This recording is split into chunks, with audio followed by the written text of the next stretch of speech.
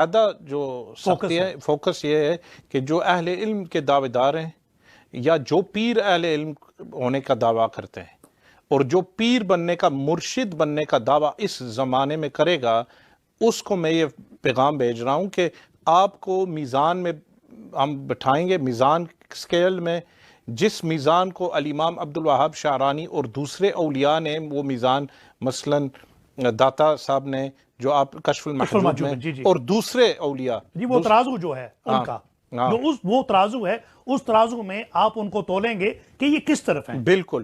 اور اگر یہ جو جس آدمی نے انٹرویو دیا کہ میں نے غلط کیا محفل میں آنے میں ان کو بھی سب کو تحویر دے رہا ہوں. اگر بلکہ ایک انٹرویو تھا اور ایک کسی نے میسیجز گروپس میں یہ کہا کہ جی یہ ایک ٹرینڈ آپ نے سیٹ کیا ہے. ہاں بالکل کیا ہے کہ ٹرینڈ سیٹ کیا کہ یہ کسی کو بھی جرت جو ہے وہ پیدا کر کے کسی محفل میں بھی کریں گے. کیوں کریں گے؟ کیونکہ پہلے پاسٹ میں جب وہابیوں کے ساتھ میں نے کیا تھا یہاں، یہ پیر بہت خوش ہوتے تھے. اب ان کے ساتھ ہو رہا ہے تو ان کو بہت درد ہو رہا ہے. نہیں، اگر وہ ہیرا پھیری کریں گے محفلوں میں اور میں حاضر ہوں، میں اکیلا بھی ہوں گا اور گرفت ہوگی.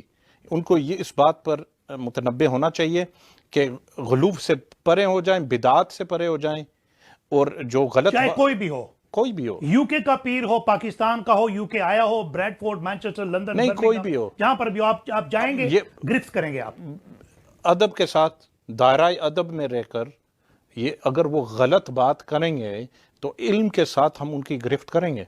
مثلا کوئی صوفی ہونے کا دعویٰ کرے تو میں صوفی ہونے کا دعویٰ نہیں کرتا، میں کتابی مولوی ہوں، سیدھی بات ہے، میں کتابی مولوی ہوں.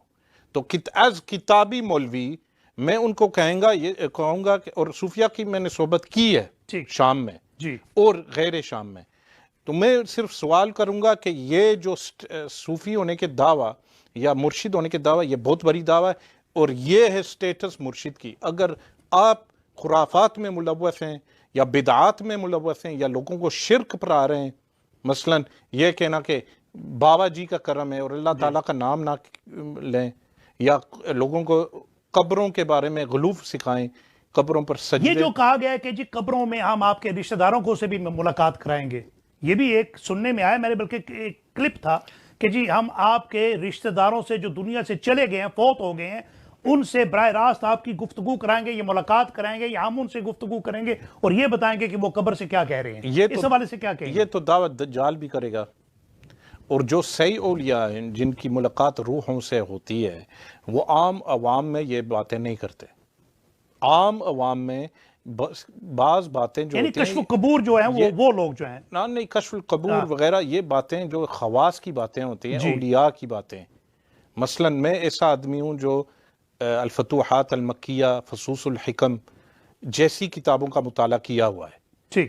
مطلب اولیاء اللہ کی کتابیں پڑھی ہوئی ہیں اور ایسے لوگوں کی صحبت کی ہے جو اصحاب کشف ہیں. مطلب میں ان چیزوں کا منکر نہیں ہوں، لیکن بعض باتیں ہوتی ہیں جو عام عوام میں نہیں پھیلائی جائیں. مثلا حرمت مصاہرہ کا مسئلہ، حرمت مصاہرہ کا مسئلہ جو آپ نے سنا ہوگا علماء سے، اگر میں ٹی وی پر بیان کروں تو اس کا کیا فائدہ ہوگا؟ تو اہل علم تو جانیں گے کہ یہ حرمت مصاہرہ کا مسئلہ صرف بین الخواص ہونا چاہیے، اور اسی طرح تصوف کی باتیں صرف بین الخواص ہونی چاہیے. یہ جیسے میاں صاحب نے فرمایا کہ آماں دی گل خاصاں دی گل آماں آگے کرنی نہیں بنا.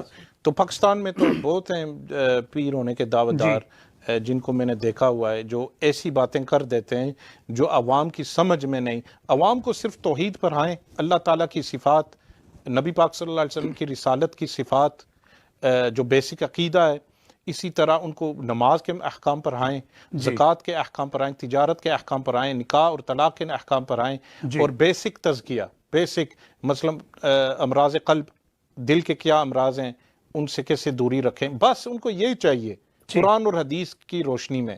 یہ جو دوسری باتیں ہیں فصوص الحکم کی، الفتوحات، یہ خواص کے لیے ہیں. تو اسی لیے جو بھی کہے گا میں پیر ہوں، اگر وہ کہے میں پیر ایز ٹیچر، ایز معلم، ایز گائیڈ، یہ تو ٹھیک ہے اگر وہ قرآن اور سنت کے مطابق ہو. لیکن جو بڑے دعوے کرے گا تو اس کو یہ جو بڑے دعوے کرے گا، الضربۃ الاولی علی الرأس، یہ جو ہے نا کن ہمارے مشائخ کہتے تھے کن ذیلن ولا تکن رأسن، کہ آپ چوفر بنے سر نہ بنے. بالکل. کیوں؟ پہلی جو سٹرائک ہوتی ہے نا، پہلی جو مار ہوتی ہے نا وہ سر پر ہوتی ہے. تو دعوے دار بنیں گے نا تو آپ کی گرفت ہوگی کہ آپ کہہ رہے ہیں کہ آپ غوث وقت ہیں، تو غوث وقت کے شرائط جو ہیں آپ میں پائے جاتے ہیں یا نہیں. کیا بات ہے.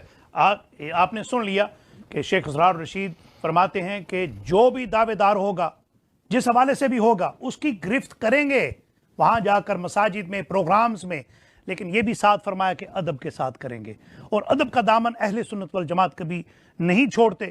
الحمدللہ. میں یہ بھی بتانا چاہتا ہوں کہ وہ لوگ، حالانکہ ہم نے دیکھا علماء، مشائخ اور اپنے آپ کو خود ساختہ، خود مفتی کہلانے والے، دوسروں کے دروں پہ جا کر اپنا ماتھا ٹیکتے ہوئے دیکھا، ہاتھ میں دے، اور خود کیا کہتے ہیں کہ ہم خلیفہ دربار غوث ہیں، ہم نبیر دربار غوث ہیں.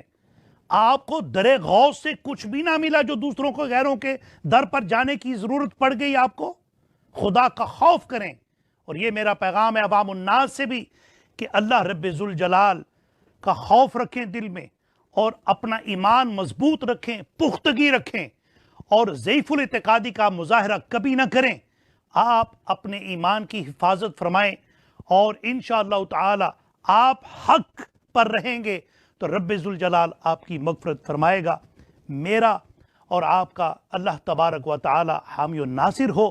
میں شیخ اسرار, I want to thank you once again for taking time out for this very important dialogue, for this very important program that was needed to be clarified. میں ان لوگوں کو بھی پیغام دیتا ہوں کہ دور دراز، یعنی یہاں یو کے سے وہ پاکستان جا کر ابھی تھوڑا سا فضا جو ہے اس کو ہموار رکھیں، تھوڑی سی فضا کو، ماحول کو اس انداز سے رکھیں کہ پاک رہے، اور گفتگو کا جو ماحول ہے، گفتگو کا جو سسٹم ہے اس کو بھی برقرار، کمیونیکیشن کے جو بیریئرز ہیں ان کو برقرار رکھا جائے.